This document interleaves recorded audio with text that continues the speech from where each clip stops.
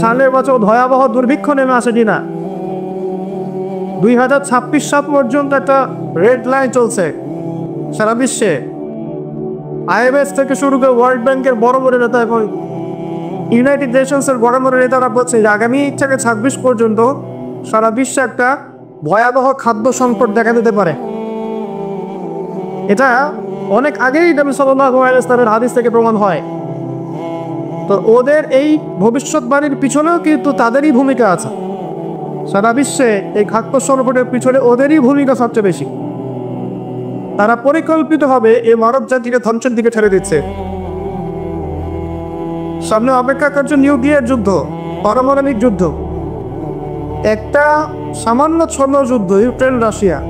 এই যুদ্ধের ফলে গ্যাসের দাম বেড়ে যায়, তেলের দাম বেড়ে যায়, সাপ্লাই আমদানি রপ্তানি বন্ধ হয়ে যায়। আর যদি এই যুদ্ধ বিভিন্ন দেশের মধ্যে ছড়িয়ে পড়ে কি হবে পৃথিবীর অবস্থা চিন্তা করেছেন? আমাদের মতো সম্পন্নত দেশ, উন্নয়নশীল দেশগুলোর কি হবে চিন্তা করেছেন? এই যে সুযোগটা পাচ্ছি আমরা, আজকে বেঁচে আছেন, দিনের কথা শুনতে পারছেন, একটু কষ্ট স্বীকার করে শোনেন। আগামী দিনে কি ভরসা, নাও তো পেতে পারে, হতে পারে না?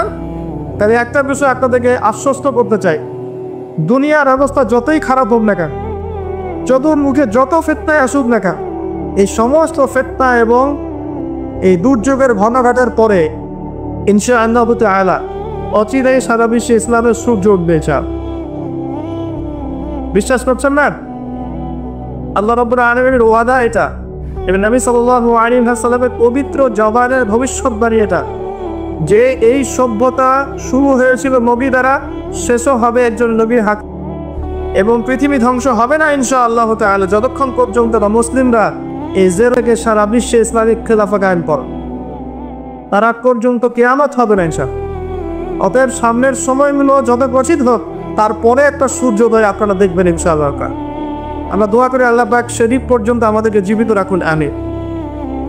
প্রিয় ভাইরা, একটা গুরুত্বপূর্ণ বিষয় নিয়ে কথা বলতে চাই।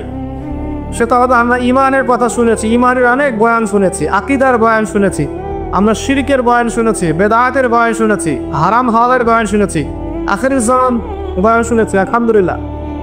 কিন্তু একটা বিষয় আমাদের মধ্যে খুব সমস্যা দেখা যাচ্ছে, সেটা হলো ইস্তেকামা, মানে ইসলামের উপরে, ইমানের উপরে, আমলের উপরে সুদৃঢ় থাকা কষ্টকর হচ্ছে, বুঝছে না? আমরা হয়তো নামাজ পড়ছি, আবার পা পিছলে পড়ে যাচ্ছি। আমরা হয়তো আল্লাহ রাস্তার সময় দিচ্ছি, দিনের কাজ করছি, আবার হঠাৎ পাপ করে ফেলছি।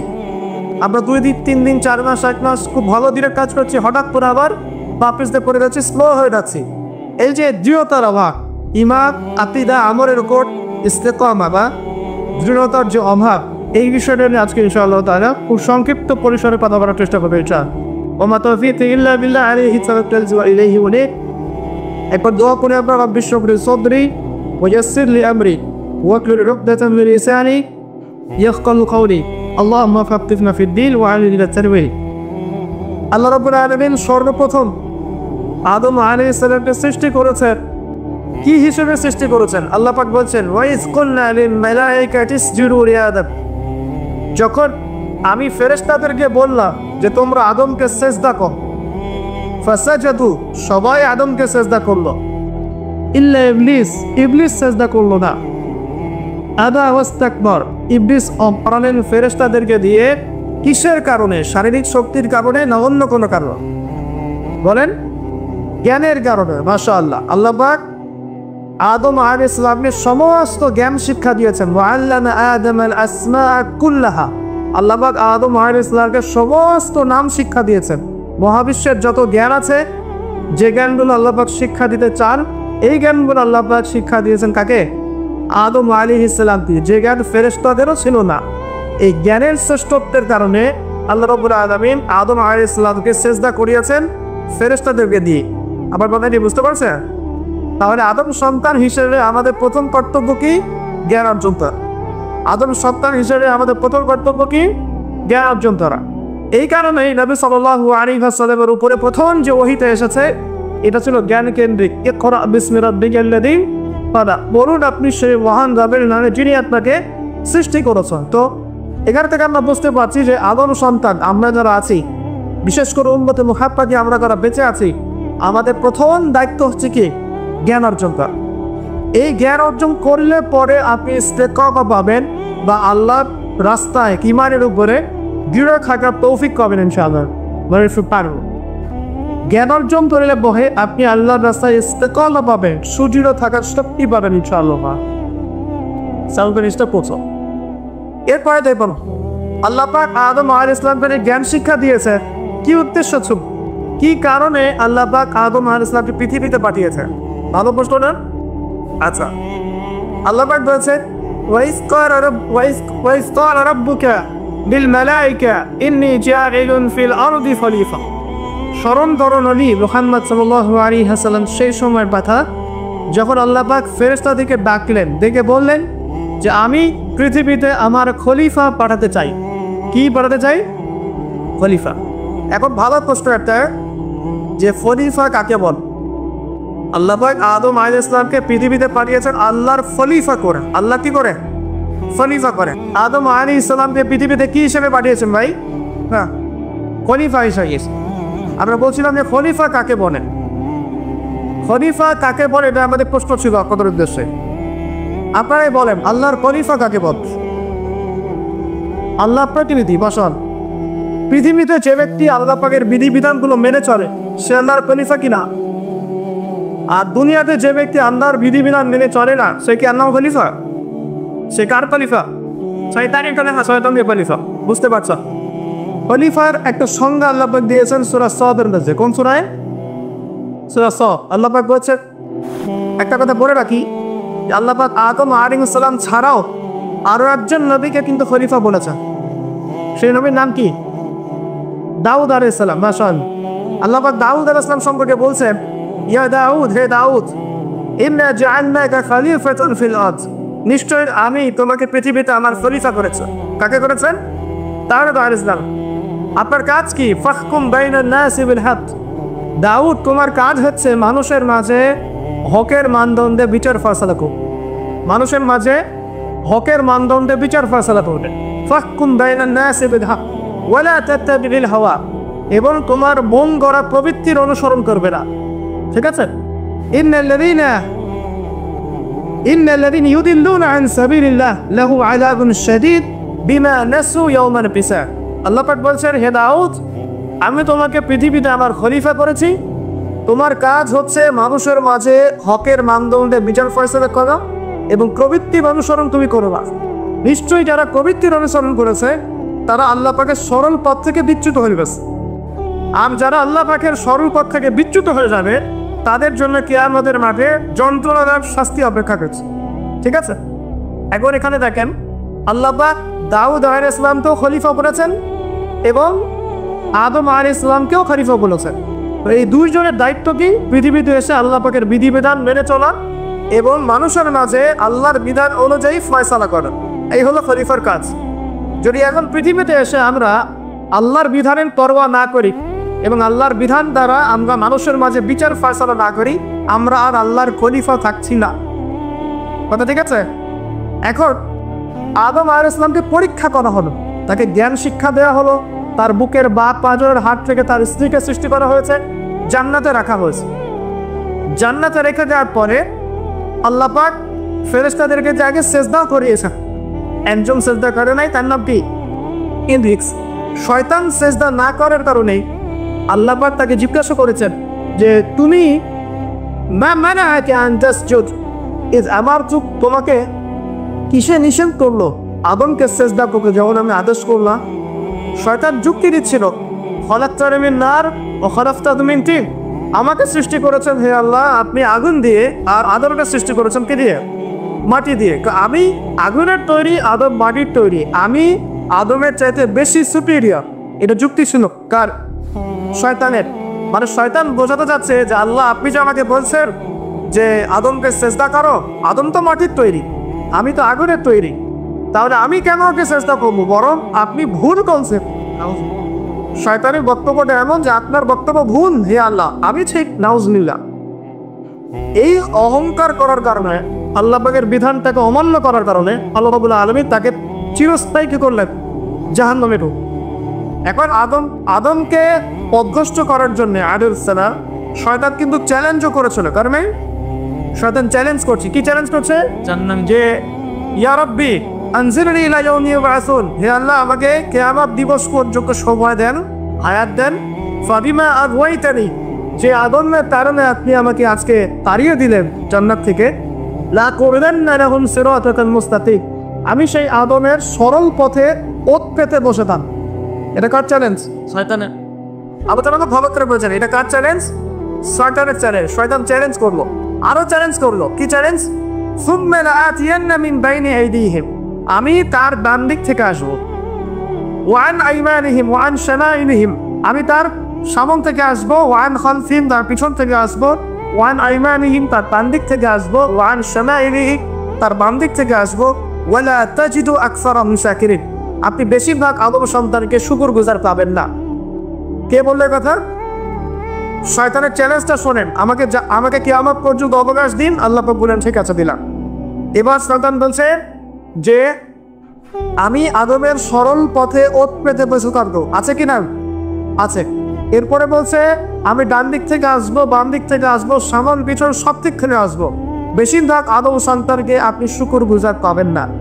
ও তার চ্যালেঞ্জের উপরে অটল আছে কি ভাই? বেশিরভাগ মানুষ কি নামাজ পড়ে?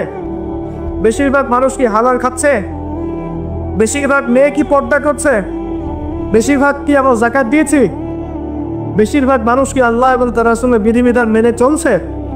তবে শয়তান তো চ্যালেঞ্জ করলো, ওয়ালা তাজিদু আকসারাহুম শাকিরিন, বেশিরভাগকে আল্লাহ আপনার শুকরগুজার পাবেন না। ও সফল না ব্যর্থ বলেন? শয়তান সফল না ব্যর্থ? সফল। আল্লাহ পাক বলে দিলেন একটা কথা যে ওয়া কালিলুম মিন ইবাদিয়াশ শাকুর, আমার শুকরগুজার বান্দা কিন্তু খুব কম হবে। কি হবে? কম হবে। এবং আল্লাহ পাক বলছেন আমার শুকরগুজার বান্দা তুমি কোনো ক্ষতি করতে পারবে না। আচ্ছা, এই কথা রাসূল সাল্লাল্লাহু আলাইহি ওয়াসাল্লাম হাদিসের মধ্যেও বলছেন যে নিঃসন্দেহে বনু ইসরাইল ৭২টা দলে ভাগ হয়ে গিয়েছিল। ওয়াতাফতারিকু উম্মতি আলা ৭৩ মিল্লাহ, আর আমার এই উম্মতে মুহাম্মাদি ভাগ হয়ে যাবে ৭৩টা দলে। কয়টা দলে? কুল্লুহুম ফিন্নার, প্রত্যেকটা দল যাবে জাহান্নামে ইল্লা মিল্লাতুল ওয়াহিদা, একটা মাত্র দল ছাড়া, একটা মাত্র মিল্লাত ছাড়া। মানে ৭২টা কাতার জাহান্নামে যাচ্ছে, একটা মাত্র কাতার বাদ দিয়ে। সাহাবীরা বলছেন যে তারা কারা ইয়া রাসূলুল্লাহ? নবী সাল্লাল্লাহু আলাইহি ওয়াসাল্লাম বলছেন মা আনা আলাইহি ওয়া আসহাবি আল-ইয়াওমা, আজকের দিনে আমি এবং আমার সাহাবীরা যার উপরে আছে। এই হাদিস থেকে বুঝতে পারছি আমরা যে বেশিরভাগ মানুষ কোথায় যাবে? জাহান্নামে যাবে। আরেকটা আয়াত দিয়ে প্রমাণ করে সামনে যায়। সূরা আরাফের মধ্যে আল্লাহ পাক বলছেন যে ওয়ালাকাদ যারানা লি জাহান্নামা কাসীরাম মিনাল জিন্নি ওয়াল ইনস, আল্লাহ পাক বলছেন দেখো আমি বহু জিন আর মানুষকে দিয়ে জাহান্নাম পূর্ণ করে দিব। প্রচুর জিন, প্রচুর মানুষকে দিয়ে আমি জাহান্নাম পূর্ণ করে দিব। কত সংখ্যাটা কেমন হবে? সহিহ বুখারীর একটা হাদিসে পাওয়া যায় যে প্রত্যেক ১,৯৯৯ জন জাহান্নামে যাবেন। আদম আলাইহিস সালাম আল্লাহ পাক ডাকবেন, থেকে বলবেন কিয়ামতে পাঠে তোমার সন্তানদের মধ্য থেকে জাহান্নামীগুলোকে আলাদা করে দাও, জান্নাতীদেরকে আলাদা করে। এবার আদম আলাইহিস সালাম বলবেন যে কতজনকে আলাদা করবো হে আল্লাহ? আল্লাহ রাব্বুল আলামিন বলবেন প্রত্যেক ১,৯৯৯ জনকে জাহান্নামের জন্য আলাদা করে। চিন্তা করতে পারলেন? তার মানে এখানে একটা বিষয় বোঝার আছে, প্রত্যেক ১,৯৯৯ জন যে জাহান্নামে যাচ্ছে কি কারণে জানে? কোন পাপের কারণে? কে বলতে পারবে কোন পাপের কারণে জানে? মাশাআল্লাহ, শিরকের কারণে। কারণ কি? কারণ শিরক ছাড়া অন্য যে কোনো গুনাহ আল্লাহ পাক মাফ করতে পারেন না। কিন্তু শিরকের গুনাহ থেকে তওবা না করে যদি মারা যায় আল্লাহ কি মাফ করবেন? আল্লাহ পাক সূরা নিসার মধ্যে বলেছেন যে আল্লাহ পাক যে কোনো গুনাহ যাকে ইচ্ছা মাফ করতে পারেন। যে কোনো গুনাহ, আপনি চুরি করেছেন আল্লাহ চাইলে মাফ করতে পারেন, জিনা করেছেন তওবা করলে আল্লাহ পাক মাফ করতে পারেন, আপনি নামাজ পড়েন নাই তওবা করেছেন আল্লাহ চাইলে মাফ করতে পারেন, যাকাত দেন নাই মাফ করতে পারেন, আপনি সুদ খেয়েছেন, মায়ের সাথে জিনা পাপ না, এটা সুদে কপটি, মায়ের সাথে জিনার পাপ না, সুদ খেয়েছেন তারপরেও তওবা করলে আল্লাহ পাক মাফ করতে পারেন। কিন্তু শিরক করেছেন, বিনা তওবায় মারা গেছেন, আমল নামে শিরকের পাপ আছে, আল্লাহ পাক মাফ করবেন না এমনটাই বলেছে। বরং আল্লাহ পাক বলছেন যে হে আদম সন্তান, তুমি যদি আমার সামনে আসমান জমিন সমান গুনাহ নিয়ে হাজির হও, মানে গুনাহ তোমার আসমান এবং জমিনের সমান হয়ে গেছে কিন্তু তোমার আমল নামায় কোনো শিরকের বাত নাই, তাহলে আমি তোমার সামনে আসমান জমিন সমান ক্ষমা নিয়ে হাজির হব।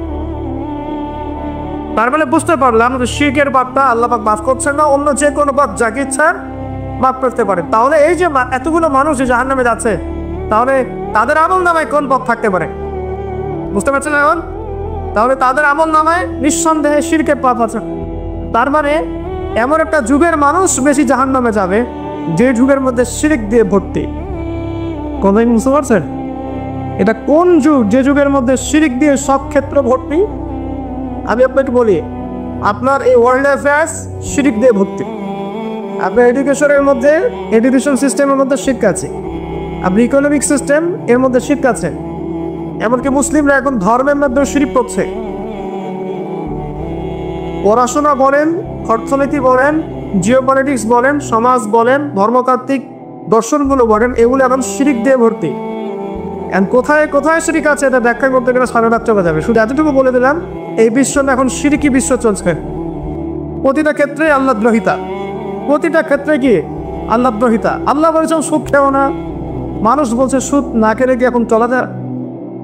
আল্লাহ বলছেন মদ খাওয়া হারাম, মানুষ বলছে মদ খাওয়া হারাম কেন? এটা ব্যক্তি স্বাধীনতা। আল্লাহ বলছে সমকামিতা মহাপাপ, মানুষ বলছে এখন সমকামিতাও চলে। মানুষ, আল্লাহ বলছেন পর্দা করতে হবে ফরজ, এখন বলছে না ব্লাউজ ছাড়াই শাড়ি পরতে হবে। মানে এই যুগটা হচ্ছে আল্লাহ গ্রহিতার যুগ। আল্লাহ বলছেন ইকরা বিসমি রাব্বিকাল্লাযী খালাক, তুমি সেই জ্ঞান অর্জন করো যা তোমাকে আল্লাহ পর্যন্ত পৌঁছাবে। এখন আমরা সারা জীবন পড়াশোনা করছি, আল্লাহ খোদার নাম নাই। প্রতিটা ক্ষেত্র আল্লাহ পাক বলছে ওয়া মান লাম ইয়াহকুম বিমা আনজালাল্লাহু ফাউলাইকা হুমুল কাফিরুন, যারা আল্লাহ পাকের বিধান অনুযায়ী ফয়সালা করছে না, এরা জালেম, এরা ফাসিক, এরা কাফের। আর আমরা সারা বিশ্বের দিকে তাকিয়ে দেখছি এখানে ইসলামিক লজের কোনো বালাই নেই। তো প্রতিটা ডিপার্টমেন্ট শিরক। আপনাকে বুঝাই, 999 জন মানুষ যে জাহান্নামে যাবে, আমল নামে একটা কমন পাপ থাকবে, সেটা কি? শিরক। উম্মতে মুহাম্মাদী হিসাবে আমাদের করণীয় হচ্ছে প্রথমে জ্ঞান অর্জন করা। কারণ আমরা এই পৃথিবীতে সাধারণ কোনো সৃষ্টি নই, আমরা আল্লাহ পাকের খলিফা।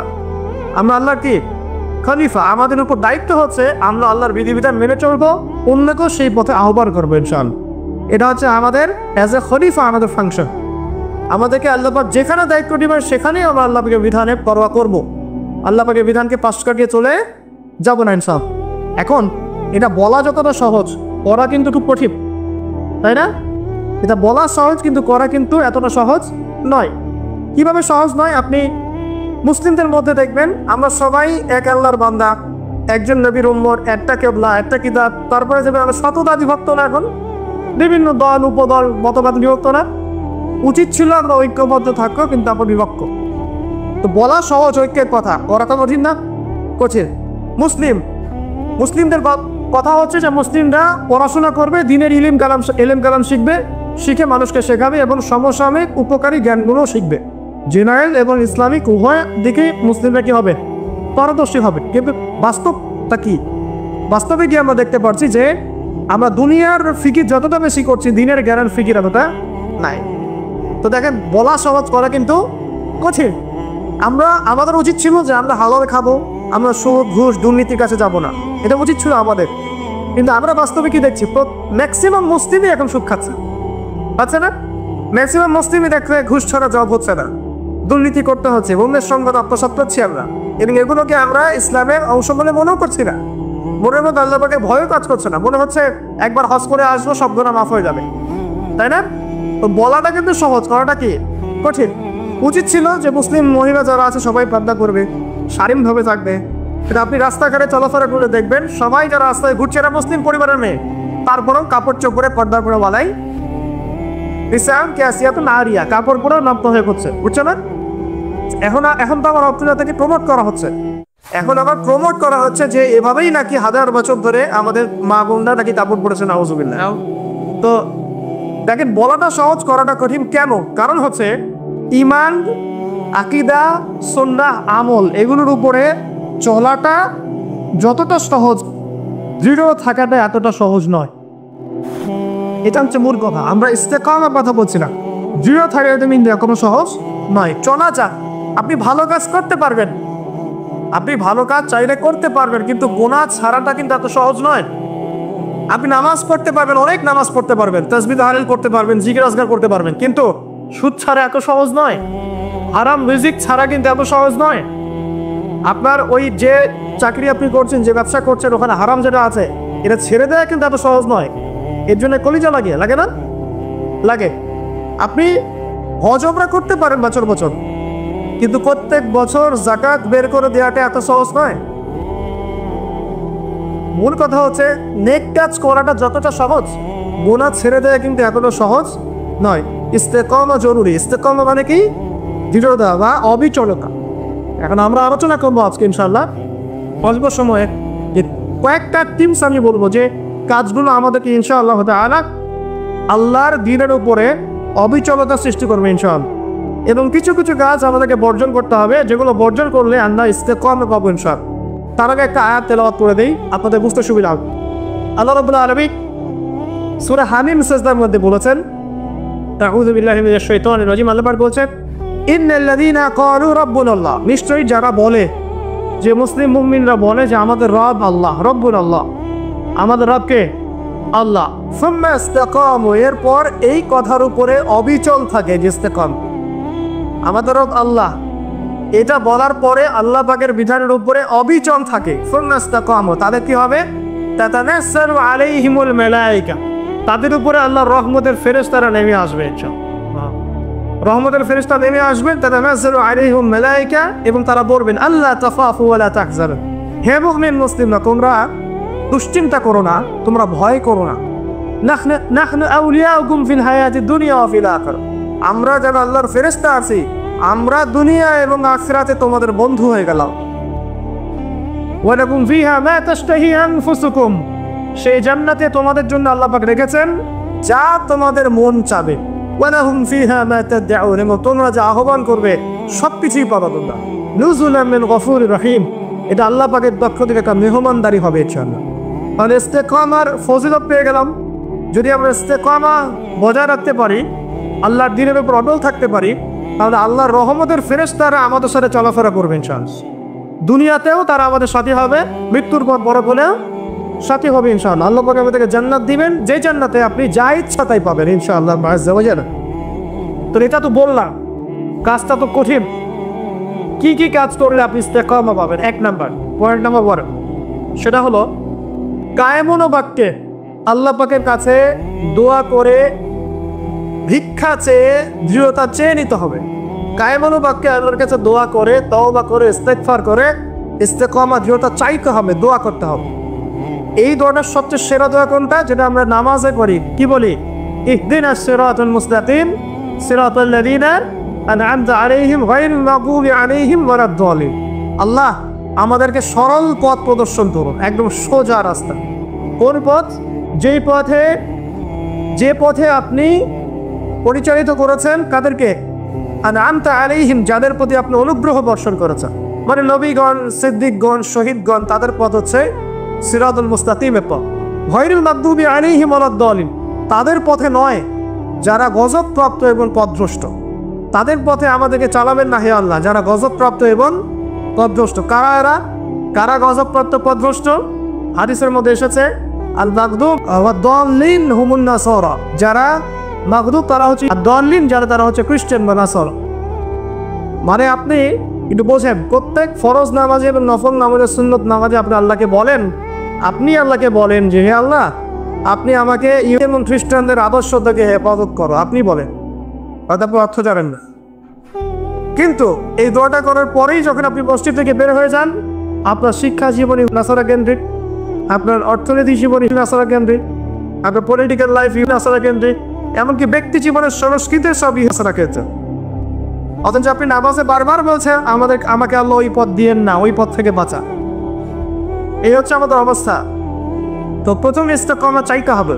এবং প্রত্যেক ফরজ নামাজে, নফল নামাজে, সুন্নত নামাজে আমরা আল্লাহর কাছে এই সোজা পথ চাবো এবং তার উপরে সুদৃঢ়তা আল্লাহর কাছে চেয়ে নেবো ইনশাআল্লাহ। আরেকটা দোয়া করবো ইনশাআল্লাহ সাজদায় নিয়ে, সেটা হচ্ছে নবী সাল্লাল্লাহু আলাইহি ওয়াসাল্লাম প্রায় এই দোয়াটা করতেন। কোন দোয়া? তিনি বলতেন ইয়া মুকাল্লিবাল কুলুব সাব্বিত কলবি আলা দীনিক। কি বলতেন? আমার সাথে বলেন, ইয়া মুকাল্লিবাল কুলুব সাব্বিত কলবি আলা দীনিক। আরেকটা দোয়া করতেন নবী সাল্লাল্লাহু আলাইহি ওয়াসাল্লাম, ইয়া মুসাররিফাল কুলুব সাররিফ কুলুবানা আলা তাআতিক। অর্থাৎ হে হৃদয় সমূহের পরিবর্তন করে আবর্তনকারী, আমার কলবটাকে তুমি তোমার দিনের উপর প্রতিষ্ঠিত রাখ। এই দোয়াটা বেশি বেশি করলে ইনশাআল্লাহ আল্লাহর পদে ইস্তেকামা পাওয়া যাবে ইনশাআল্লাহ। আল্লাহ পাক আমাদেরকে তৌফিক দান করুন, আমিন। এর পাশাপাশি আমরা করব তওবা এবং ইস্তেগফার। আমরা আল্লাহকে বলবো আস্তাগফিরুল্লাহ, বলেন আল্লাযী লা ইলাহা ইল্লা হুয়াল হাইয়ুল কাইয়্যুম ওয়া আতুবু ইলাইহি। তওবা করবো এভাবে মন থেকে যে হে আল্লাহ, আমি সারা জীবনে তোমার যে বিরুদ্ধাচরণ করেছি বা তোমার যে বিধিবিধানের আমি পরোয়া করিনি বা ফরজ ওয়াজিব আদায় করি নাই, আমি এখন থেকে তওবা করছি যে আমি সমস্ত পাপ থেকে তোমার দিকে মুখ ফেরালাম ইনশাআল্লাহ। এবং আগামী যতদিন আমি বেঁচে থাকবো ইনশাআল্লাহ, আল্লাহ তোমার এই বিধিবিধানের বাইরে আমি যাব না এটা। এবং আমি নিজে অনুশোচনায় ভুগবো যে কেন আমি এতদিন তোমার পথ থেকে দূরে ছিলাম। ইনশাআল্লাহ যদি আপনার মন থেকে তওবা বের হয়ে আসে, আল্লাহ রাব্বুল আলামিন আপনার সমস্ত গুনাহকে দেখিয়ে দিয়ে পরিবর্তন করে দিবেন ইনশাআল্লাহ।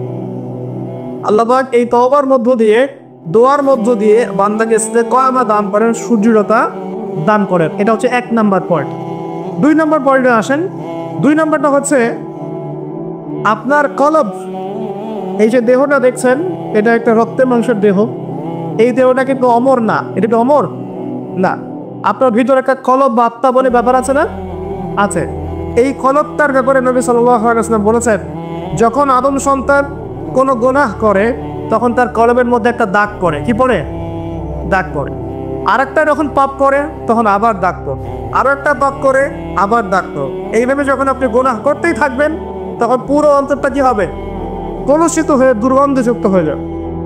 তো যখন আপনার কলব দুর্গন্ধযুক্ত হয়ে যাবে তখন সেখানে আপনার হিংসা, আপনার অহংকার, আপনার গীবত, আপনার আল্লাহদ্রোহিতা, এই যে খারাপ রিপুগুলো আছে সবগুলো এই কলবে বাসা বাঁধবে। কখন বাসা বাঁধবে? যখন আপনার কলবটা কলুষিত হয়ে যায়। আর কলুষিত হচ্ছে কেন? পাপের কারণে। কিসের কারণে? পাপের কারণে। এখন কলবটাকে আগে পরিচ্ছন্ন করতে হবে।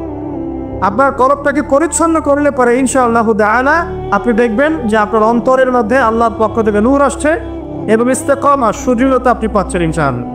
এখন আমি আপনাদেরকে বলে দেই কয়েকটা কাজ, যেই কাজগুলোর মধ্য দিয়ে আপনি আপনার কলবটাকে আল্লাহর রাস্তায় অবিচল রাখতে পারবেন ইনশাআল্লাহ তাআলা। 1 নাম্বার, বেশি থেকে বেশি ইস্তেগফার করা, যেটা আমি বলে দিলাম। 2 নাম্বার, আল্লাহর জিকিরকে বাড়িয়ে দেওয়া। আল্লাহর জিকির বাড়িয়ে দেওয়া বলতে চলতে ফিরতে আপনি আস্তাগফিরুল্লাহ পড়বেন, সুবহানাল্লাহ পড়বেন, আলহামদুলিল্লাহ পড়বেন, ওয়ালা ইলাহা ইল্লাল্লাহ আল্লাহু আকবার পড়বেন, লা হাওলা ওয়ালা কুওয়াতা ইল্লা বিল্লাহ পড়বেন, দরুদ শরীফ পড়বেন। ঠিক আছে? এই যে জিকির আজগারগুলো সকাল সন্ধ্যার, এগুলো পড়তে থাকলে আপনার কলবটা ইনশাআল্লাহ তাআলা পরিষ্কার হবে। আল্লাহ পাক কলব পরিষ্কার করার তৌফিক দান করুন, আমিন। এরপরে কি? এরপরে হচ্ছে বেশি বেশি কোরআন তেলাওয়াত। কোরআন তেলাওয়াত যদি বাড়িয়ে দেন, দেখবেন আপনার কলবের মধ্যে যত ময়লা এটা আস্তে আস্তে ঝরে পড়বে ইনশাআল্লাহ। সবাই কোরআন তেলাওয়াত করতে পারি তো ইনশাআল্লাহ? আল্লাহ পাক সবাইকে বিশুদ্ধ করে কোরআন তেলাওয়াত করার তৌফিক দান করুন এবং প্রত্যেক দিন কমপক্ষে 1 পারা করে পড়ার চেষ্টা করেন। আল্লাহ পাক তৌফিক এনায়েত করুন, আমিন। কোরআন তেলাওয়াত করেন, আপনার কলবের ময়লা ইনশাআল্লাহ চলে যান। আল্লাহ পাক তৌফিক এনায়েত করুন। আর কয়েকটা কাজ কি? মৃত্যুর কথা বেশি বেশি স্মরণ করা। মৃত্যুর কথা বেশি বেশি স্মরণ করা, পরকালের ফিকির করা, আল্লাহর সামনে দাঁড়াতে হবে এই জবাবদিহিতার চেতনা ভিতরে থাকা। বেশি বেশি কবর জিয়ারত করেন, মৃত্যুর কথা ফিকির করেন, পরকালীন চিন্তা করেন। আপনার কলবের মধ্যে যে নোংরা কলুষতাগুলো আছে ইনশাআল্লাহ তাআলা এগুলো দূরীভূত হয়ে যাবে ইনশাআল্লাহ। আল্লাহ পাক তৌফিক দান করুন, আমিন। যখন কলবটা পরিষ্কার হবে তখন আপনি কি করবেন? ইস্তেকামা পাবেন, আল্লাহ পাকের রাস্তায় দৃঢ়তা পাবেন ইনশাআল্লাহ। তৌফিক দান। এক নম্বর কি বলেছি? দোয়া, তওবা, ইস্তেগফারের মধ্য দিয়ে আল্লাহর কাছে চেয়ে নেয়া, তারপর নিজের কলবটাকে কি করা? পরিচ্ছন্ন করা। তারপরে কি? তারপরে হচ্ছে কোরআন তেলাওয়াত। বেশি বেশি কোরআন তেলাওয়াত করলে আল্লাহর সাথে আপনি কথোপকথন করতে পারছেন। বিশৃঙ্খলা করছেন কেন? যারা উঠে যেতে চান ওই দিক দিয়ে পিছন দিয়ে চলে যান, বিশৃঙ্খলা সৃষ্টি করবে না। যে যত বেশি কোরআন তেলাওয়াত বাড়িয়ে দিবে ইনশাআল্লাহ তাআলা, তার অন্তর তত পরিচ্ছন্ন হবে, আল্লাহর পথে ইস্তেকামা থাকতে পারবে। এরপরে যে কাজটা সেটা হলো রাসূলুল্লাহ সাল্লাল্লাহু আলাইহি ওয়াসাল্লামের সুন্নতের উপর আমল করা। কি করা ভাই? রাসূলের সুন্নতের উপরে আমল করা। সারাদিন রাত নবী সাল্লাল্লাহু আলাইহি ওয়াসাল্লামের যে সুন্নাহগুলো আছে এইগুলোর উপরে যদি আমল করতে পারেন ইনশাআল্লাহ, তখন আপনি আল্লাহর পথে চলার ক্ষেত্রে ইস্তেকামা পাবেন ইনশাআল্লাহ আযজা ওয়া জাল। এরপরে আমর বিল মারুফ এবং নাহি আনিল মুনকারের কাজ করা, মানে দিনকে কেন্দ্র করে সৎ কাজের আদেশ করবেন, অসৎ কাজে নিষেধ করবে। যতটুকু পারেন আপনাকে আল্লাহ পাক যতটুকু এলেম কালাম দিয়েছেন এটা দিয়েই আপনি সৎ কাজের আদেশ করবেন, অসৎ কাজে কি করবেন? নিষেধ করবেন। ইনশাআল্লাহ দেখবেন আপনি আল্লাহর পথে ইস্তেকামত পাচ্ছেন। আর কি? আর হচ্ছে নামাজ, 5 ওয়াক্ত নামাজ, এর মধ্য দিয়ে আপনি আল্লাহকে পাবেন। ওয়াস্তাঈনু বিস-সাবরি ওয়াস-সালাহ, আল্লাহ পাক করেছেন আল্লাহকে ডাকো এবং চাও কিভাবে? সবরের সাথে এবং সালাতের মধ্য দিয়ে। যত নামাজ বাড়িয়ে দিবেন, জামাতে পাবন্দি করবেন, নফল বাড়িয়ে দিবেন, সুন্নত বাড়িয়ে দিবেন, আল্লাহ পাক ইনশাআল্লাহ আপনাকে দ্বীনের পথে চলার ক্ষেত্রে ইস্তেকামা দান করবেন ইনশাআল্লাহ। আরেকটা বিষয় বলে সামনের দিকে যাই, সেটা হলো দ্বীনের ইলম অর্জন এবং প্রচার প্রসার। আপনি যত বেশি দ্বীনের জ্ঞান অর্জন করবেন এবং প্রচার প্রসার ঘটাবেন ইনশাআল্লাহ তাআলা আপনার কলবের মধ্যে ইসলামের প্রতি ইস্তেকামা আসবে ইনশাআল্লাহ। এখন কয়েকটা বিষয় বলে শেষ করি যে কি কি কাজ করলে আপনি, কি কি কাজ না করলে আপনি ইস্তেকামা পাচ্ছেন। তার মধ্যে প্রথমটা হচ্ছে শিরিক না করা। যদি আপনি শিরিক করেন ইস্তেকামা পাবেন না। যদি আপনার আমলনামায় শিরকের পাপ থাকে আপনি ইস্তেকামা অর্জন করতে পারবেন না। আর আমরা বারবার বলেছি যে মুসলিমরা এখন কথায় শিরিক করছে, কাজে শিরিক করছে, এবং মুসলিমরা এখন আকীদার মধ্যেও শিরিক করছে। কথায়, কাজ এবং আকীদার শিরিকের এই ক্লাসিফিকেশনগুলো জানতে হলে কিতাবুত তাওহীদ নামে একটা বই আছে, এই বইটা পড়লে ইনশাআল্লাহ জানতে পারবেন। আল্লাহ পাক তৌফিক এনায়েত করুন, আমিন। শিরিক করা যাবে না, ইস্তেকামা পেতে হলে শিরিক করা যাবে না। তারপরে কি করা যাবে না? বেদাত। নবী সাল্লাল্লাহু আলাইহি ওয়াসাল্লামের সুন্নতের মধ্যে কোনো প্রকার বেদাতের সংযোজন ঢোকানো যাবে না। যদি বেদাতি আমল করতে থাকেন আপনি আল্লাহর পথে ইস্তেকামা পাবেন না। 2, 3 হচ্ছে হারাম রিজিক। যদি আপনি হারাম রিজিকে অভ্যস্ত থাকেন বা লিপ্ত থাকেন, এই রিজিক দিয়ে আপনার যে দেহ এবং আত্মাটা গঠিত হবে, এই দেহ আত্মা মন নিয়ে আপনি আল্লাহর পথে ইস্তেকামা পাবেন না। অতএব রিজিকের ক্ষেত্রে সচেতন হন। আল্লাহ রাব্বুল আলামিনের ওয়াস্তে সমস্ত হারাম রিজিককে ত্যাগ করে তওবা করে ফিরে আসেন। হালালে সন্তুষ্ট থাকেন, অল্পে তুষ্ট থাকেন, ইনশাআল্লাহ আল্লাহ পাক আপনার অল্প আমল দিয়ে জান্নাতের ওসিলা বানিয়ে দিবে ইনশাআল্লাহ। 3 নম্বর বললাম হারাম রিজিক থেকে দূরে থাকেন। 4 নম্বর প্রবৃত্তির অনুসরণ না করা। প্রবৃত্তি মানে মন যা চায় তা করা। মন যা চায় তা করা যাবে না, বরং আল্লাহ এবং তার রাসূল যা বলেছেন তাই করতে হবে। এই পৃথিবীতে মানুষ হিসেবে আমরা কেউই স্বাধীন নই। আমাদের স্বাধীনতার কথা বলি না, ব্যক্তিগতভাবে ব্যক্তি হিসেবে কোনো মানুষ স্বাধীন নয়। সবাই আল্লাহ পাকের দাসত্বের অধীনে পরাধীন। তো যখন আপনি নিজের নফসের তাবেদারি করছেন, প্রবৃত্তির অনুসরণ করছেন, তার মানে আপনি স্বাধীনতার ভাব দেখাচ্ছেন। এর মধ্য দিয়ে আপনি শয়তানের দাসত্ব করছেন। এটা আপনাকে আল্লাহর পথে ইস্তেকামা দিবে না। মূল বিষয়টা হচ্ছে আল্লাহ পাকের দাসত্ব করলে পরে আল্লাহর পথে ইস্তেকামা আসে। নফসের প্রবৃত্তির অনুসরণ করলে পরে আপনার আল্লাহর পথে ইস্তেকামা আসবে না। প্রবৃত্তি বলছে নামাজ পড়ার দরকার নাই, আজান হচ্ছে শুয়ে থাকে। প্রবৃত্তি বলছে যে মাপে একটু কম দিলে কোনো সমস্যা নাই। আপনার প্রবৃত্তি বলছে সবাই তো সুদ খায়, আমি খেলে কি সমস্যা। আর প্রবৃত্তি বলছে যে ওই সম্পদ এতটুকু নেওয়াই যায়, আত্মসাৎ করাই যায়। ঠিক আছে, এই যে প্রবৃত্তির কথাগুলো, প্রবৃত্তি বলছে পর্দা করার দরকার নেই, ফ্যাশন করে চলবো। প্রবৃত্তি বলছে আমরা টিকটক করি। প্রবৃত্তি বলছে আমরা ফ্রি মিক্সিং করি। হ্যাঁ, আমাকে যে বয়ফ্রেন্ড গার্লফ্রেন্ডের সাথে ঘুরে বেড়াই, প্রবৃত্তি বলছে এগুলো। তো প্রবৃত্তির অনুসরণ করলে পরে আপনি আল্লাহর পথে ইস্তেকামা পাবেন না। এইটা ডিপেন্ড করে কার চাওয়া কত প্রগাঢ়, এর উপর ডিপেন্ড করে। যে যত বেশি জোর খাটিয়ে আল্লাহর কাছে চাইতে পারবে আল্লাহ পাক তাকে তত বেশি দিবে ইনশাআল্লাহ। আমি দিবেন এটা 100% ফিক্স করে রাখে ইনশাআল্লাহ। আল্লাহ পাক আমাদের সবাইকে পরিপূর্ণ মুসলিম হওয়ার তৌফিক এনায়েত করুন। প্রিয় ভাইরা, যেখানে ছিলাম আইয়ামে জাহিলিয়াতে এমন শিরক ছিল 1 নাম্বার। 2, আইয়ামে জাহিলিয়াতে ঠিক এমনই সুদ ছিল। আমাদের সমাজে সুদ আছে না, এরকম সুদভিত্তিক অর্থনৈতিক সিস্টেম ছিল আইয়ামে জাহিলিয়াতের মধ্যে। 3 নাম্বার ছিল মাদক। আমাদের সমাজে মাদক আছে না, মাদকের ছড়াছড়ি নাই। এখনকার যুব সমাজে 3টা বড় প্রবলেম। কয়টা? 3টা। একটা হচ্ছে পর্নোগ্রাফি। একটা কি? পর্নোগ্রাফি। অলমোস্ট এভরিবডি, সবাই পর্নোগ্রাফিতে আসক্ত, অলমোস্ট এভরিবডি। 2 নাম্বার হচ্ছে মাদক। এই যে মাদকের সাথে সবাই না হলেও সমাজের একটা বড় অংশের যুব সমাজ কিন্তু আসক্ত হয়ে আছে। 3 নাম্বার হচ্ছে ফ্রি মিক্সিং, মানে নারী পুরুষের অবাধ মেলামেশা। এই সমস্যাগুলো যুব সমাজ আজকে গ্রাস করে খাচ্ছে। এরপরে আরও কিছু প্রবলেম আছে, যেমন বেকারত্ব, হতাশা, জীবনের উদ্দেশ্য থেকে বিচ্যুত হয়ে যাওয়া, পারিবারিক চাপ, হ্যাঁ, মিউজিক, তারপরে বন্ধুদের, খারাপ বন্ধুদের পাল্লায় পড়া, সঙ্গদোষ, কিশোর গ্যাং, এরকম কিছু প্রবলেমস আছে। তবে যুবকদের সমস্ত প্রবলেমস সলভ করার জন্য আপনারা অনেক ট্র্যাক দেখাতে পারেন। আমি আমার জায়গা থেকে মাত্র 2টা সলিউশন দেবো। কয়টা ভাই? এই 2টার উপর আমল করেন, 40 দিন আমল করবেন। কয়দিন? প্রেসক্রিপশন করছি, মাত্র 40 দিন। যদি 40 দিন আমল করার পরে যুব সমাজ এখান থেকে বের না হতে পারে, তারপরে আমার সাথে যোগাযোগ করেন, আমার কথা বলেন যে ভাই আপনার কথা কাজ হয় নাই, এটা বলে দেখে না। লক্ষ লক্ষ যুবকের জীবন এভাবে চেঞ্জ হয়েছে, লক্ষ লক্ষ, একটা দুটা না। ইনশাল্লাহ আপনারটাও হবে। এটা লক্ষ লক্ষ যুবকের জীবন পরিবর্তন হয়েছে এবং এমন এমন জায়গায় গিয়ে এই কথাগুলো পড়ছে, আমিও জানি না কোথায় গিয়ে কথাগুলো পড়ছে। যেমন আজকে যে এয়ারে আসছিলাম, বাংলাদেশের একটা বড় কোম্পানির একজন এমডি আমারই হয়তো পাশে বসেছিল, আমি চিনতে পারি নাই, সে আমাকে চিনেছে। নামার সময় আমাকে বলছে যে আপনি আমার কার্ডটা রাখেন, কোনো একদিন হয়তো আমি আপনার কাজে আসতে পারি। তা আমি তার কার্ডটা রেখে দিয়েছি। তিনি বলছেন যে আপনার লেকচার শুনে আমি 3টা কাজ করেছি। 1, হজ ফরজ হয়েছিল আমার উপরে, হজ করেছি। 2, আমি বড় একটা সুদী কোম্পানির মধ্যে ছিলাম, আমি সুদের সমস্ত সম্পদ দান করে দিয়েছি। সুদ তো ছেড়ে দিয়েছি, সুদের সমস্ত সম্পদও দান করে দিয়েছি।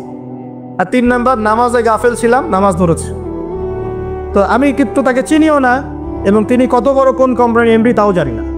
এরকম নিঃসন্দেহে এই কথাগুলো লক্ষ লক্ষ কোটি কোটি মানুষের কলিজার মধ্যে আসার করবে ইনশাআল্লাহ তাআলা। আমি জাস্ট 2টা সলিউশন বলবো, অনেক বেশি কথা বলবো না। প্রিয় যুবক ভাই, আপনার সলিউশন এই বেকারত্ব, মাদক, মেয়ের প্রতি আসক্তি, হতাশা, চাকরি না পাওয়া, এই যে ব্যাপারগুলো, পারিবারিক চাপ, তারপরে আপনি মাঝে মাঝে হয়তো একটু এগ্রেসিভলি একটু গুন্ডাগার্দি করছেন, নাউজুবিল্লাহ, এই যে প্রবলেমসগুলো, এগুলো সলভ আপনাকে 2টো জিনিস করবে। 1, আপনি জাস্ট 5টা ওয়াক্ত নামাজ জামাতে পড়ার চেষ্টা করেন। 5 ওয়াক্ত মানে 5 ওয়াক্তই, মানে আপনাকে ফজরে উঠতে হবে, এশার নামাজও পড়তে হবে। ফজরে উঠতে হলে যদি আপনাকে সারা রাত জেগে থাকতে হয় তাহলে জেগে থাকবেন, যদি আর্লি ঘুমাতে হয় তাহলে আর্লি ঘুমাবেন। 2টা সলিউশন। মানে এখন তো অনেকেই রাত চলে যায় 3টা, 3:30, 4টা পর্যন্ত জেগে থাকে, কারণ এখন তো দিন রাত হয়ে গেছে, রাত দিন হয়ে গেছে, তাই না? এটা ক্ষেত্র বিশেষে জায়েজ হতে পারে, কিন্তু সবসময় এটা করা যাবে না।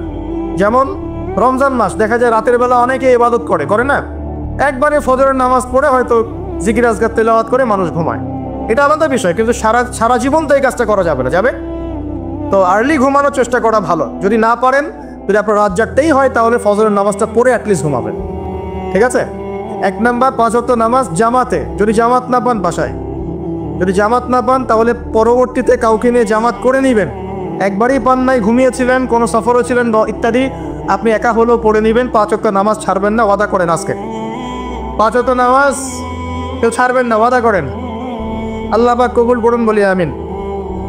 এই নামাজ, ইন্না সালাতা তানহা আনিল ফাহশাই ওয়াল মুনকার, আল্লাহ পাক নিজে বলেছেন এই নামাজ সমস্ত পাপের কাছ থেকে তোমাকে দূরে রাখবে ইনশাআল্লাহ।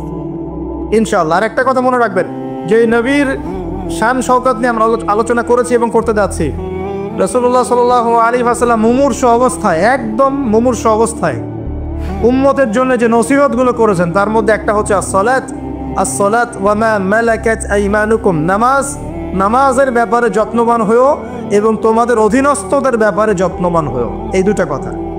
শেষ ওয়ার্ড মানুষ কি বলতে পারে? আপনার বাবা যখন ইন্তেকাল করেছেন, হয়তো শেষ কথা বলেছেন তোর মাকে দেখিস, ঠিক আছে, তোর বোনদেরকে দেখিস, বাবা আমার এই বিষয়গুলো আমি ছেড়ে গেলাম, তুই দেখিস। আচ্ছা, আছে না এমন? মা অনেকে চলে গেছে, মা শেষে বলেছে বাবা ছোট বোনটাকে দেখিস। আপনি লাস্ট কথাকে কত বেশি গুরুত্ব দিয়েছেন? যাদের পিতামাতা চলে গেছে এবং শেষ সময় তারা কাছে থাকার সৌভাগ্য ছিল, তারা কিন্তু বুঝতে পারে শেষ কথার কত গুরুত্ব আছে কি নাই, গুরুত্ব আছে কি নাই। শেষ কথা মানুষ সবচেয়ে কঠিনভাবে মনে রাখে কি না? নবী সাল্লাল্লাহু আলাইহি ওয়াসাল্লাম আমাদের সবার নেতা, আমাদের নবী, আমাদের আদর্শ, আমাদের সবচেয়ে উসওয়াতুল হাসানা, যাকে আল্লাহ পাক এই পুরো রাহমাতুল লিল আলামিন হিসেবে সৃষ্টি করেছেন। উম্মতের সমস্ত কবিরা গুনাহগার মানুষের জন্য সুপারিশ করে আল্লাহর হুকুমে তাদেরকে জান্নাতে নিয়ে যাবেন ইনশাআল্লাহ। সবাই যখন নিজেকে নিয়ে ব্যস্ত থাকবে, তিনি তখন উম্মতকে নিয়ে ব্যস্ত থাকবেন ইনশাআল্লাহ। একটা হাদিসে তিনি উম্মতকে ভাইও বলে সম্বোধন করেছেন। কাশ আমি যদি আমার ভাইদেরকে দেখতে পেতাম, হাদিস তো সহিহ, কাশ আমি যদি আমার ভাইদেরকে দেখতে পেতাম। সাহাবীরা বলছেন আমরা কি আপনার ভাই নই? নবীজি বলছেন না, তোমরা না, তোমরা আমার সাহাবী। আমার ভাই তারা যারা আমার পরে আসবে, তোমাদের পরে আসবে, আমাকে না দেখেই ঈমান নিয়ে আসবে ইনশাআল্লাহ। এখানে কি আপন ভাই বোঝানো হচ্ছে? সেটা বোঝানো হচ্ছে না, এখানে বোঝানো হচ্ছে কাছের আমার আত্মার সাথে সম্পর্ক ওদের। আমাকে না দেখেই তারা আমার প্রতি বিশ্বাস করবে ইনশাআল্লাহ। করবে কি না? আমরা কি দেখেছি নবীকে? এই মহান ব্যক্তিত্ব জীবনের শেষের দিকে আমাদেরকে নসিহত করেছেন, আসসালাত আসসালাত, নামাজ ধরে রাখো, নামাজ ধরে রাখো। বসেন। ওয়ামা মালাকাত আইমানুকুম, এবং তোমাদের অধীনস্থদের ব্যাপারে সতর্ক থাকো। অধীনস্থ মানে কি? অধীনস্থ মানে কি বলেন দেখি? আপনার স্ত্রী আপনার অধীনে থাকে? সন্তান সন্ততি অধীনে থাকে? থাকে না? থাকে। কোনো কোনো ক্ষেত্রে পিতা মাতাও কি আমাদের অধীনে থাকে না? মানে আমরা আর্ন করতে পারি, পিতা মাতা আর্ন করতে পারেন, উপার্জন করতে পারে না। পিতা মাতাকে চালানো লাগে না আপনাদেরকে অনেক সময়, হয় কি না? অধীনস্থ মানে আপনার আন্ডারে যে মানুষরা আছে, এই মানুষদের ব্যাপারে, তাদের হকের ব্যাপারে সতর্ক থাকবে। কে বলেছেন এটা? আচ্ছা, এখান থেকে নামাজের গুরুত্ব বুঝতে পারলাম কি? যুব সমাজের সলিউশন 1 নম্বর, 5 ওয়াক্ত নামাজ জামাতে পড়ার চেষ্টা করবেন। আল্লাহ পাক তৌফিক এনায়েত করুন, বলি আমিন। 2 নম্বরটা হচ্ছে, আমার সামনে একটা কিতাব আছে, কিতাবটার নাম কি? সবাই পড়তে জানি ইনশাল্লাহ? কারা কারা পড়তে জানেন না অনেস্টলি হাত তোলেন দেখি। জানেন না? আপনারাই জানেন না?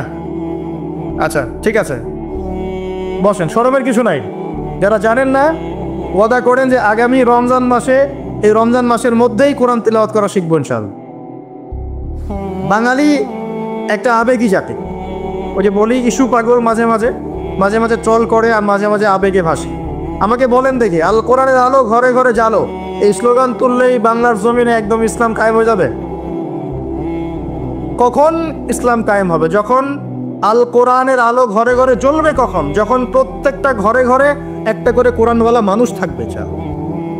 প্রত্যেক ঘরে ঘরে কি একটা করে হাফেজ আছে? তৈরি করার চ্যালেঞ্জ গ্রহণ করতে হবে। বাংলার প্রতি ঘরে ঘরে একটা করে হাফেজ তৈরি হবে ইনশাআল্লাহ। এটা করলে কি আপনাকে সরকার বাধা দিবে? আপনার নিয়াত করে যদি আপনি সন্তানকে হাফেজ বানান, কেউ বাধা দিবে? কেউ চাপ দিবে? আমরা তো চতুর মুসলিম। কেমন চতুর মুসলিম? আমরা আমাদের সন্তানদের মধ্যে যারা বেশি ট্যালেন্টেড ওদেরকে দিব আগে জেনারেল লাইনে, আর যার একটু মাথা কম তাকে আমরা পাঠাই দিই মাদ্রাসায়, পাঠাই দিয়ে যে আবাসিকে রেখে দিই, থাকতে এখানে, ওকে এখানে পিটাই সোজা করবে। আপনাদের কি মনে হয় যে কোরআন সুন্নাহর জ্ঞানটা অর্জন করার জন্য মাথায় ঘিলুর দরকার নাই? এমনটা মনে হয়?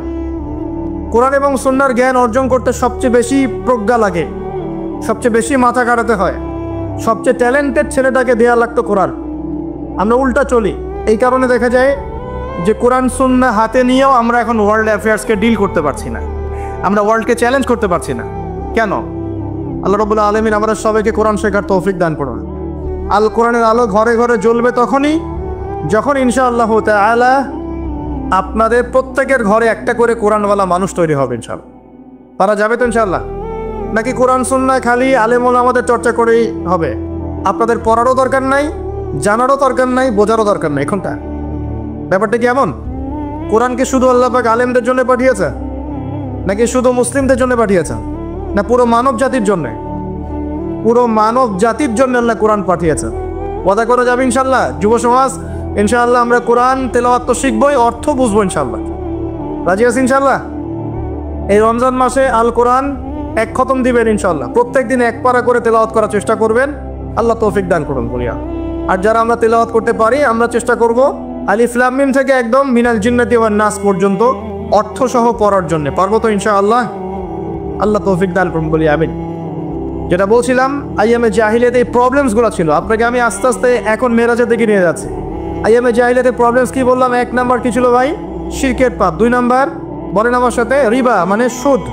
3 নাম্বার মাদক, যেটা আমাদের সমাজে আছে কি নাই? 4 নাম্বার হচ্ছে মেয়েদের অবমাননা। নারী জাতিকে সেখানে খুব একটা মূল্যায়ন করা হতো না। আপনাদের কি মনে হয় এখন খুব মূল্যায়ন করা হয়? হ্যাঁ, এখন খুব মূল্যায়ন করা হয় না?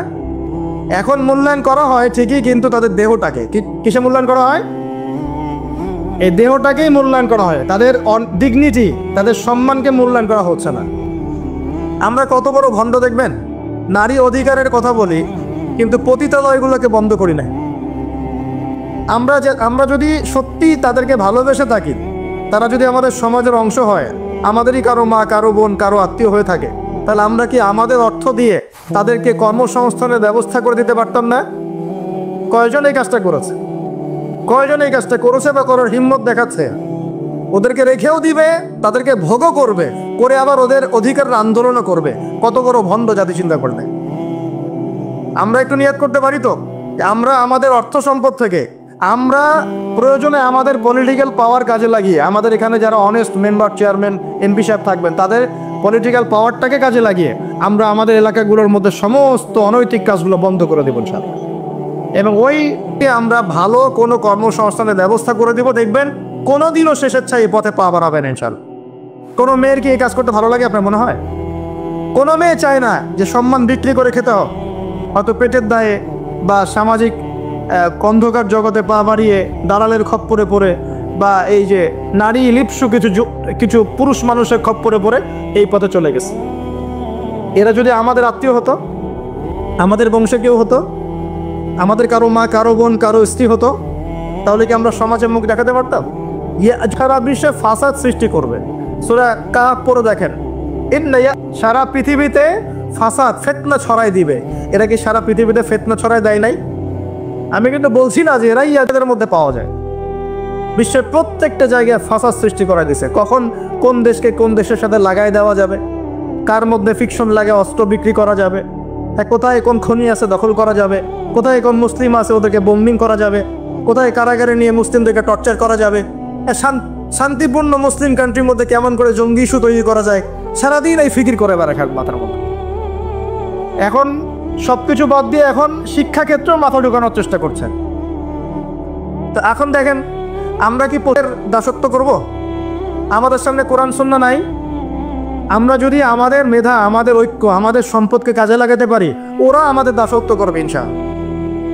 আপনাদের কি মনে হয় এগুলো শুধু স্লোগান দিচ্ছি? 1150 বছর 1200 বছর এই বিশ্বটাকে মুসলিমরা শাসন করেছে। ইতিহাস পড়ে দেখেন না একটু। রাসূল সাল্লাল্লাহু আলাইহি ওয়াসাল্লামের নবুয়ত থেকে নিয়ে, এই মক্কা বিজয় থেকে নিয়ে প্রায় 1100-1200 বছর এই বিশ্বটাকে শাসন করেছে মুসলিমরা। এই ইতিহাসগুলো মুসলিম যুবকদেরকে কারা শিখাবে, কারা বলবে, কে মনে করে দিবে?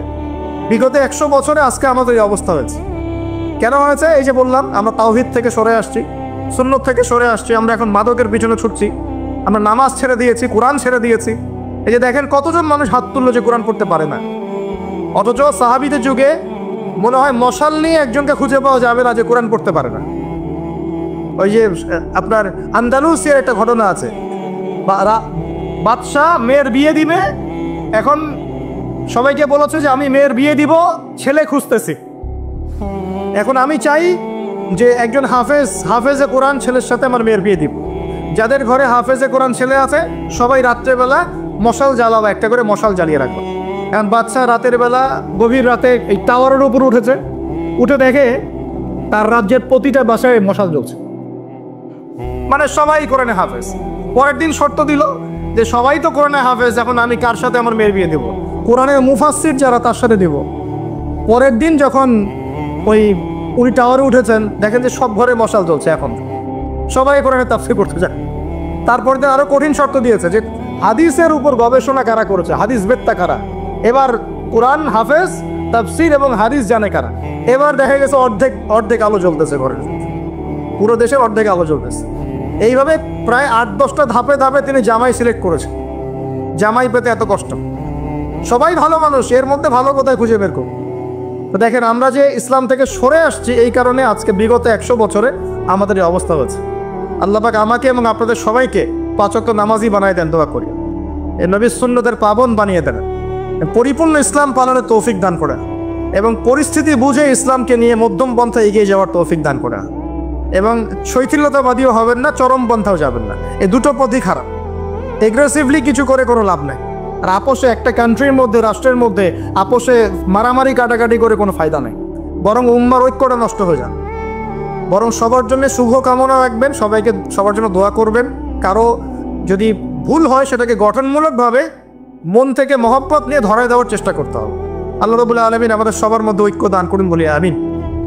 এইরকম সমস্যায় জর্জরিত সমাজে আরেকটা প্রবলেম ছিল গোত্রীয় হানাহানি। 5টা প্রবলেম হচ্ছে: 1 শিরক, 2 নাম্বার মাদক, 3 নাম্বার সুদ, 4 নাম্বার মেয়েদের অবমাননা, আর 5 নাম্বার হচ্ছে আপনার গোত্রীয় হানাহানি, মানে মারামারি কাটাকাটি করতো তারা। এই প্রবলেমসগুলো কি এখনকার যুগে নাই? এখনকার বিশ্বে নাই? আচ্ছা, এরকম একটা সমাজে আমাদের নবীকে আল্লাহ পাক নবী করে পাঠালেন, বলেন সুবহানাল্লাহ। এখন ওই সমাজে থেকেও কি নবীজি পাপের সাথে যুক্ত হয়েছিলেন? তিনি এইরকম পাপে নিমজ্জিত সমাজে থেকেও কোনো পাপের সাথে যুক্ত হন নাই। এবার নবী সাল্লাল্লাহু আলাইহি ওয়াসাল্লাম প্রথম ওহী প্রাপ্ত হলেন সূরা আলাকের প্রথম 5টা আয়াত। আল্লাহ পাক বলেন, ইকরা বিসমি রাব্বিকাল্লাযী খালাক, পড়ুন আপনার রবের নামে যিনি আপনাকে সৃষ্টি করেছেন। নবীজি ওহী প্রাপ্ত হয়ে বাসায় ফিরে আসলেন। বাসায় এসে খাদিজা রাদিয়াল্লাহু আনহাকে বললেন, এই ঘটনা ঘটেছে, গুহার মধ্যে ফেরেশতা একজন এসেছিলেন, আমাকে জোরে চিপে ধরেছেন, ছেড়ে দিয়েছেন, ছেড়ে বলেছেন ইকরা, আপনি পড়ুন। আমি বলেছি মা আনা বিকারি, আমি তো পড়তে জানি না। আবার চিপে ধরেছে, আবার ছেড়ে দিয়েছে, বলছে পড়ুন। নবীজি বলছেন মা আনা বিকারি, আমি তো পড়তে জানি না। আমাদের নবীজি কিন্তু পড়তে জানতেন না। আবারও বলছেন ইকরা, পড়ুন। নবীজি বলছেন মা আনা বিকারি, আমি তো পড়তে জানি না। চতুর্থবার তিনি বলছেন ইকরা বিসমি রাব্বিকাল্লাযী খালাক খালাকাল ইনসানা মিন আলাক ইকরা ওয়া রাব্বুকাল আকরাম আল্লাযী আল্লামা বিল কলম আল্লামাল ইনসানা মা লাম ইয়ালাম। এবার খাদিজা রাদিয়াল্লাহু আনহা তিনি মুসলিম হয়েছেন, তার চাচাতো ভাই ওয়ারাকা বিন নাফেলের কাছে নিয়ে গেছেন। তিনি বলেছেন যে হ্যাঁ, তোমার কাছে যে এসেছিল তার নাম নামুস, মানে জিবরাইল আলাইহিস সালাম। তুমি নবুয়ত পেয়েছো, এখন তোমার এলাকার মানুষ তোমাকে বের করে দিবে। নবীজি বলছেন আমার এলাকার মানুষ আমাকে বের করে দিবে? আওয়া মুখরিজিয়া হুম, তারা কি আমাকে বের করে দিবে? তখন নবীজিকে বলা হচ্ছে হ্যাঁ, এর আগে যার কাছে এই ওহী এসেছে তাকেই তার কম বের করে দিয়েছে। নবীজি দাওয়াতি কাজ করতে থাকলেন। প্রথম 3 বছর গোপন দাওয়াত। কয় বছর? প্রথম 3 বছর গোপনে দাওয়াত। এই 3 বছরে তৈরি হয়েছে আবু বকর সিদ্দিক, আপনার উসমান বিন আফফান, আব্দুর রহমান বিন আউফ, তালহা বিন উবাইদুল্লাহ, জুবাই বিন আওয়াম, হ্যাঁ, এই যে যায়েদ ইবনে হারেসা, বেলাল আল হাবাশি, এরকম সাহাবী, আব্দুল্লাহ বিন মাসউদ, জাফর ইবনে আবি তালেব, আলী ইবনে আবি তালেব, এমন প্রায় 40 থেকে 80 জন সাহাবী ইসলাম কবুল করেছেন, বলেন আলহামদুলিল্লাহ। এরপর 4র্থ বছর থেকে প্রকাশ্যে দাওয়াত দেওয়া শুরু হলো। যখনই প্রকাশ্যে দাওয়াত দেওয়া শুরু হলো, তখনই নবী সাল্লাল্লাহু আলাইহি ওয়াসাল্লামের প্রতি জুলুম নির্যাতন চাপিয়ে দেওয়া হলো। শারীরিক নির্যাতন, মানসিক নির্যাতন, অর্থনৈতিকভাবে বয়কট করা, হ্যাঁ, তারপরে কখনো কখনো এই যে মাথার উপরে উটের নাড়িভুড়ি চাপিয়ে দেওয়া হয়েছে, কখনো তাকে আঘাত করা হয়েছে, কখনো কি করা হয়েছে সামাজিক্যালি মানে সোশ্যালি বয়কট করা হয়েছে, কখনো তাকে গালিগালাজ করা হয়েছে। আমি দেখেছি তাকে ইন টোটাল প্রায় 15 থেকে 16টা গালি খেতে হয়েছে। আমাদের নবীজিকে, যার সামনেও কোনো গোনা নাই, পিছনেও কোনো গোনা নাই, এই ব্যক্তিকে জীবনে প্রায় 15 থেকে 16টা গালি খেতে হয়েছে। মানুষ তাকে বলেছে কাযযাব, মিথ্যাবাদী, মহামিথ্যাবাদী, সাহের, জাদুকর, ফারেকুল জামা, ঐক্য বিনষ্টকারী, হ্যাঁ, মজনুন, পাগল, জিনগ্রস্ত ইত্যাদি মানুষ তাকে এসব কথা বলেছে।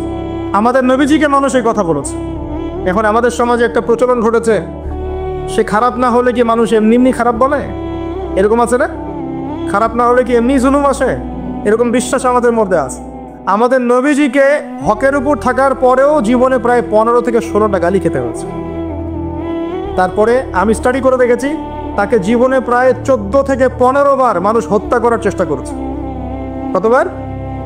14 থেকে 15 বার। এমনকি মক্কা বিজয়ের দিন যখন তিনি কাবা ঘর তাওয়াফ করছিলেন, ওই সময় একজন ব্যক্তির ভিতরে ছুরি নিয়ে এসে তাকে মারার চেষ্টা করেছে।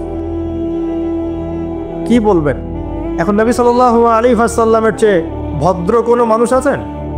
নম্র হিতাকাঙ্ক্ষী কোনো মানুষ আছে? উত্তম চরিত্রের কেউ আছে?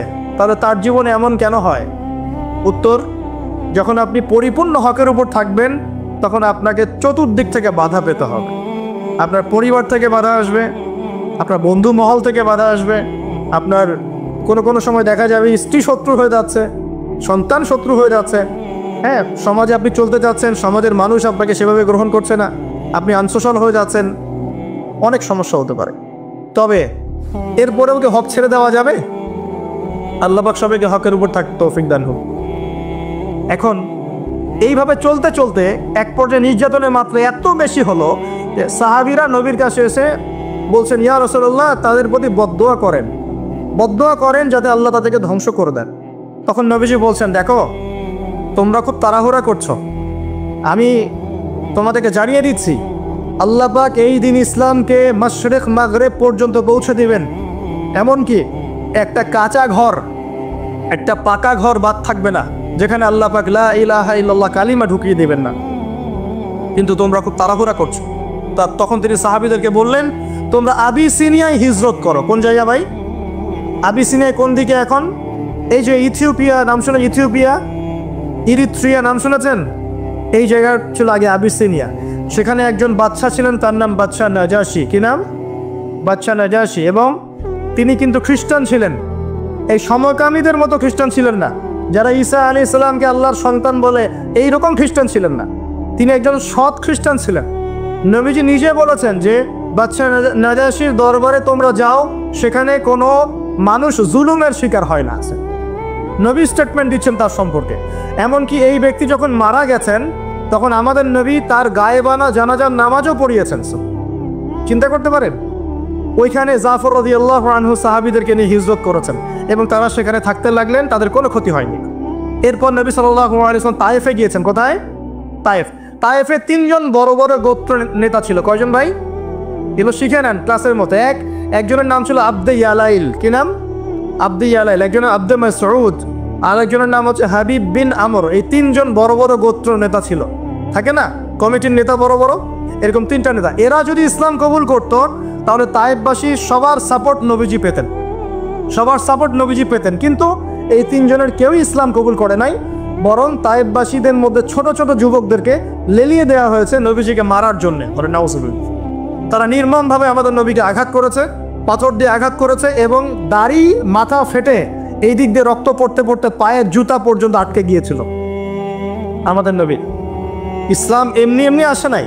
আমরা তো ফ্রি ইসলাম পেয়েছি, বুঝতে পারি না ইসলাম কেমনে আসছে।